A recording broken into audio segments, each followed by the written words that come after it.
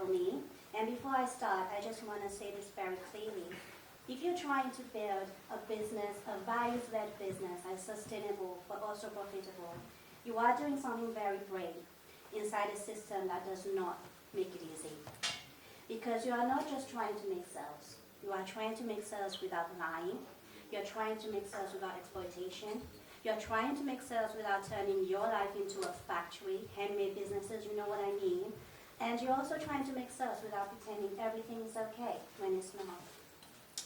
So if you ever thought, why does this feel harder as a sustainable business? Just know that you're not broken, you're not lazy, you're not bad at business. A lot of what we call burnout is not personal weakness. It is a business system that's asking one individual, I'm guessing if you're a handmade owner, you're solopreneur, to carry everything that's supposed to be carried by a community, by a team, and sometimes an entire supply chain. Tonight, I want to give you something practical and hopefully calming, a framework of growing a sustainable business without burning out, because we know how we burn out as small business owners. And I want you to leave here clearer, but also have some strategies to take home. Now, we do need to name the reality in which we are doing business in, and it is unfortunately an ugly truth. A lot of modern businesses has been built on someone, somewhere, being underpaid, overworked, or treated as disposable. That is how we create cheap products. But that's not what we want to do. And the weirdest part is how easy it is to forget, because we scroll, we buy, we ship, we consume, then repeat all over again, and we get told that's just how things work. So when you try to build something different, something kinder, you are treated like you're being unrealistic. When you talk about shared wealth, when you talk about community, and when you talk about equality, you will find a lot of people are rolling their eyes, or they just avoid the topic. When you say, I do not want to grow at the expense of others, people will tell you that you're not being ambitious enough. But what they actually mean is that you're not being ruthless enough. If you are building a business that refuses to play by that game, you will experience friction. I know I have. That friction is not a sign that you're failing. That is a sign that you are building something that challenges what people have normalized. And that is exactly why we need a burnout framework that actually fits values-led businesses. Here is the question I want you to ask yourself tonight. How do you grow a business that balances purpose, it balances profit, it balances sustainability without sacrificing your health, your family, and your joy? Because that tends to happen with small businesses. Because purpose without profit becomes exhaustion and resentment. Profit without purpose becomes emptiness and unethical compromises. Sustainability without structure becomes chaos because we are trying to do everything perfectly.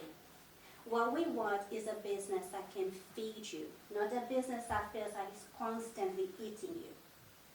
I want to give you a simple model you can remember tonight, and I call it the 3 balances.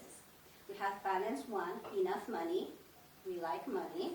We have balance 2, enough energy. And then we have balance 3, enough ethics. If you protect these 3, you can grow a slow, profitable, sustainable business. Slow does not mean no money. If one collapses, burnout will show up. Let's start with the one people avoid because it feels awkward. Let's talk about money. When you are values-led, money can feel like a dirty topic, like you should not want it too much. You shouldn't want profit or have enough for your wants and then have enough for your needs. But the reality is, if you do not build profit into your business will slowly take profit away from you. And even worse, and it's going to sound harsh, it will take your time, it will take your evenings, it will take your weekends, it will take your sleep, and it will take your sanity. So the first question is not, how do I get rich? The first question should always be, what is enough? And enough means, what do I need to survive without living in constant fear? Enough for what I generally need, like to pay my bills and feed my family, put food on the table. And then your wants, like a simple vacation, because who doesn't want to go on a vacation? So not the internet version, not enough. Okay, not what we see on social media, not the big mansion, not the fancy car, but your version. So let's do a tiny exercise. You can do it right now. This will only take 30 seconds. In your head, pick a number. And that is your monthly number. That is the number that you're going to need to make sure that you can pay all your bills and cover your business cost. So hold on to that number. Now this is the part a lot of people skip. Ask yourself, what would need to be true in my business for that number to happen consistently, not occasionally? And I know a lot of handmade business owners think it cannot happen occasionally, but it can. Sorry, consistently, not occasionally. This is where ethical businesses becomes less emotional and more measurable, because you need your data. What a lot of small businesses do not do is constantly looking at their data. Because once you know your enough number, you stop chasing random growth and you start designing your business that supports your life. So you need to start looking at your numbers.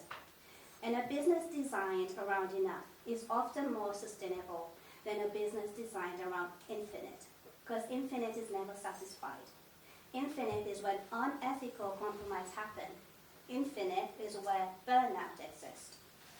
Second balance is energy. So, most burnout advice sounds like this. Slow down, practice self-care, take a break. And none of that is wrong. You do need those things, but it misses the point. Burnout is rarely prevented by adding calm to a chaotic system.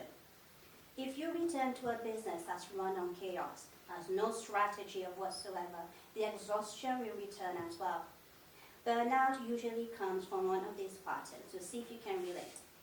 You are underpaid for your output. You are doing too many roles at once. You are trying to make decisions without clear numbers and a strategy. You are trying to be visible in a way that drains you. For example, people keep saying, go on social media. Do you have time to be on social media all the time? You are producing in a way that punishes your body. I've been in hospital twice because I was completely exhausted from my own business. You are easily irritated because you're tired. You're not focused and you prioritize work over loved ones because you constantly live in a state of panic. And I've seen the LinkedIn post. You have to sacrifice yourself and you put your family aside. You don't have to do that.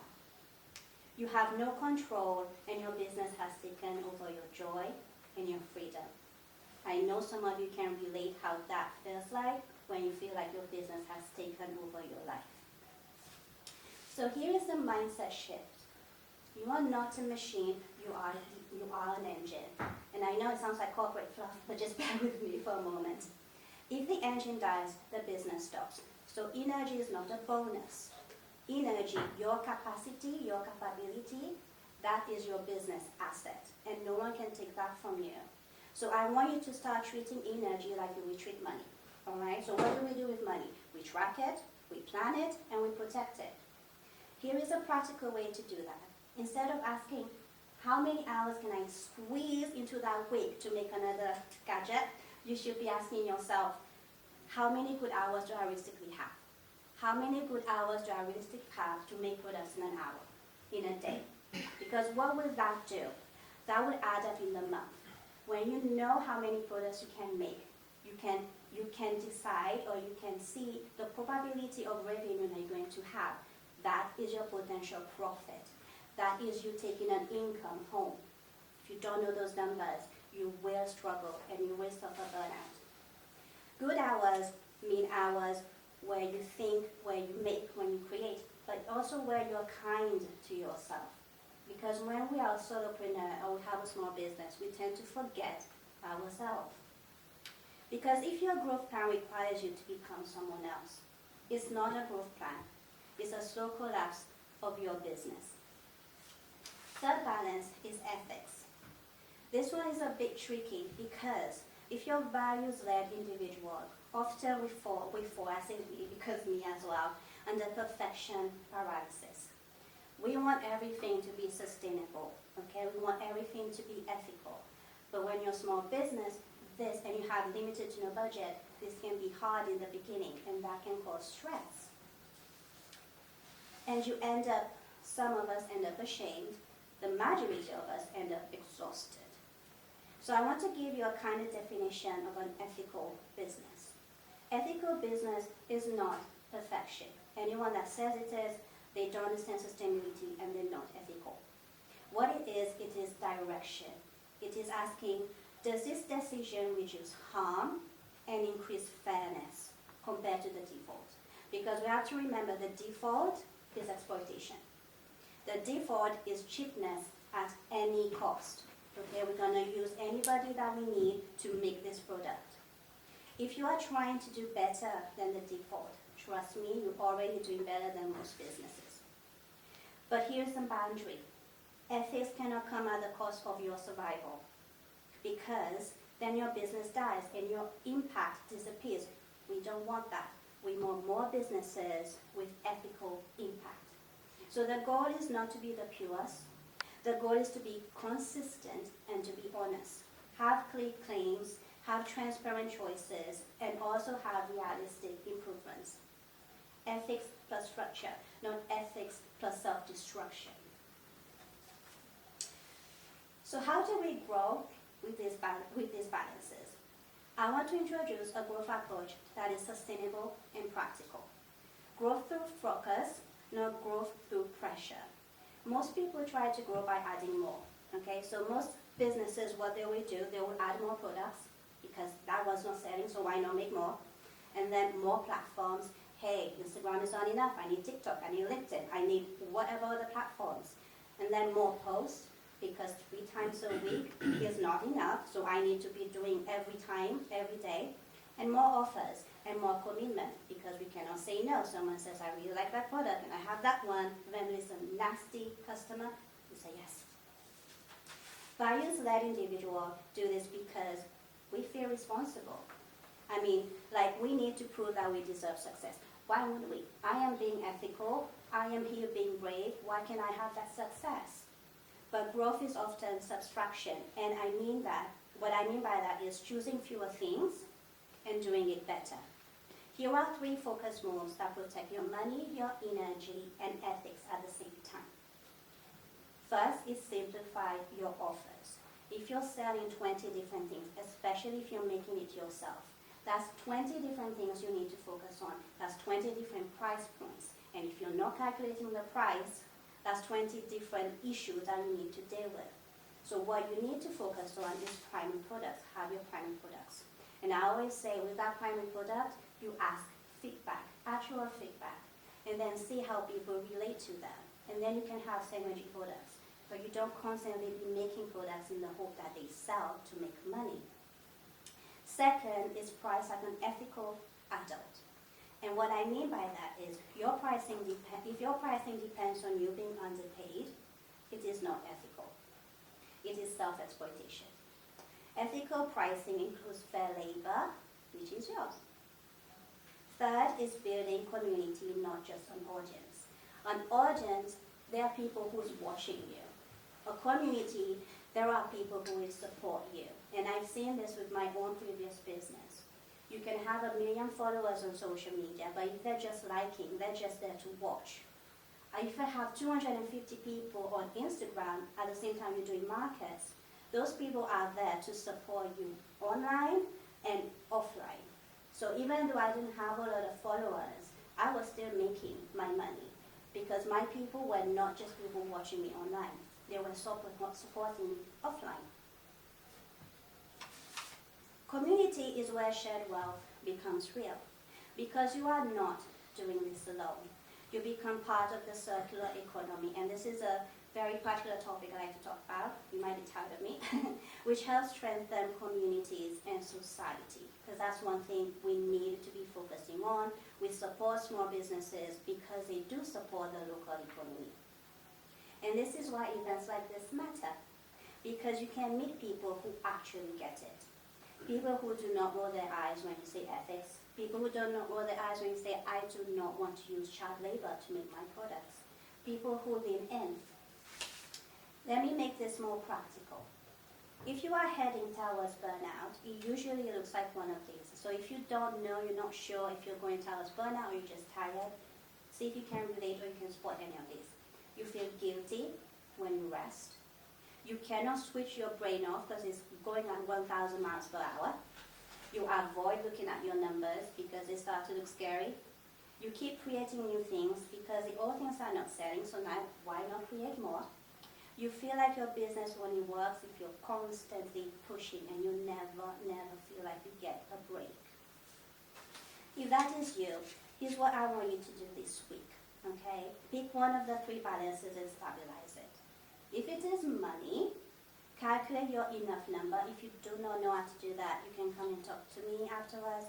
I've actually designed and coded a financial calculator that will do that for you. If it is energy, reduce one drain. Just one, you can reduce a product, a platform, or a commitment. And if it is ethics, choose one improvement that is doable this month. And then write one honest sentence about why you're doing it. That is sustainable growth. It is small, it is consistent, but it's also grounded. And I want to finish with this. Trying to build an ethical business in an economy that rewards exploitation can feel extremely lonely. I started this journey 10 years ago, and the amount of people, if I mention sustainability, that just went, felt really lonely. But you are not alone in this room, and you do not have to choose between purpose and survival. You can build a business that rewards you and reflects your values. And that is exactly why I started Little Economy. I wanted to make sure I designed tools and also resources that will help small, sustainable, handmade businesses grow their business profitably, but also they don't lose the ethics and the values as they grow. And if tonight anything hit a nerve or was interested to you, I would genuinely love to talk to you after that. You can tell me what you make, why you make them. And yeah, so that's it. Thank you very much. If you have any questions?